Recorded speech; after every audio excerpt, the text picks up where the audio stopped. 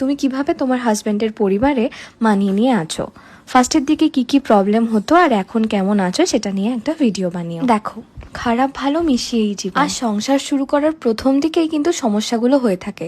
কাউকে দেখবে না 10 বছর পর গিয়ে নতুন একটা সমস্যার উন্মোচন হয়েছে। তোমার কাছে যেরকম তারা নতুন, তুমিও কিন্তু তাদের কাছে নতুন। এক গাছের ছাল আরেক গাছে লাগে না ঠিকই, তাই মনে রাখা ভালো যে নিজের মা বাবার সাথে থাকাকালীনও কিন্তু মতের অমিল হয়। বিয়ের পরের সম্পর্কগুলো যেহেতু সারাটা জীবনের সম্পর্ক, তাই প্রথম থেকেই একটু একটু করে অ্যাডজাস্ট করার চেষ্টা করতে হবে। আর এই অ্যাডজাস্ট করাতে সবচেয়ে যে তোমার প্রিয় বন্ধু হবে সেটা হচ্ছে তোমার হাজবেন্ড, কারণ তার সাথে সম্পর্কে জড়ানোর পরই কিন্তু বাকিরা তোমার সম্পর্কে এসেছে। তাই সেই যদি সবসময় বলে যে ছেড়ে দাও, কিছু বলতে হবে না, আমিও কিছু বলবো না, সেফ সাইড গেম খেলবো, সমস্যাটা শুরু হয় ঠিক সেইখান থেকে। ছেলেদেরও কিন্তু বেশি ব্যালেন্স করতে হয় মেয়েদের তুলনায়। তাই সব কথার এক কথা, হাজবেন্ড যদি পাশে থাকে তাহলে সবই সম্ভব, নাহলে কিছুই না।